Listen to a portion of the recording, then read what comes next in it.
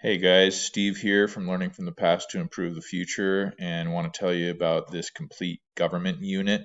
It's a great introductory unit for your government class related to the purpose and structure of government, specifically in the United States, but the summative task, as you'll see, actually gets into governments around the world.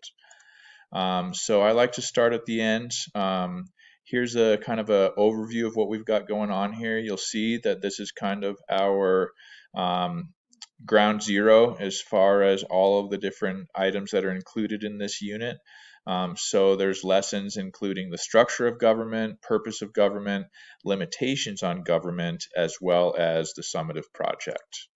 Speaking of which, here's a copy of what it looks like for the summative project. So you can see here that together you're going to be discussing the U.S. federal government as far as the purposes and structures and limitations of the federal government. And then that's when the students are able to individually choose a country using a website that has the constitutions for every country around the world, and then to be able to dig out the purposes and structures of that specific country's constitution as well as the limitations. We've got a rubric involved here as far as the performance standard. So here's our performance standard. There is also some good pre-assessment items on here as far as making sure that you can evaluate what your students are bringing to the table beforehand. So you're not boring those high performers, and so you know exactly what those students that need a little bit more scaffolds and supports need in order to be successful with this unit. Other than that, here's a sample of what the student slides look like. So this is just our unit introduction and the structure of government. So you can see here we're doing a basic KWL related to this performance standard here. So that's what kicks off the unit. And then every lesson also has a learning objective that can be communicated to students so that you can keep them laser focused on what you need to be doing from class to class.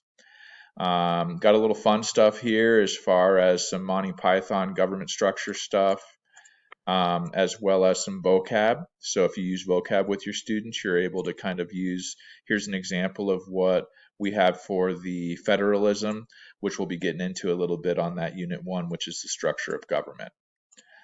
Other than that, you can see our student slides here have, we use on the structure of government, we use a open source textbook that's linked in the assignments.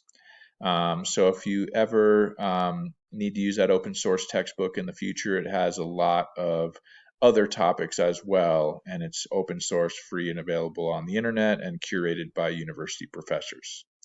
So I hope you'll be able to enjoy this unit. Please make sure you're checking out our store, and hope you have a great school year. Thanks, guys.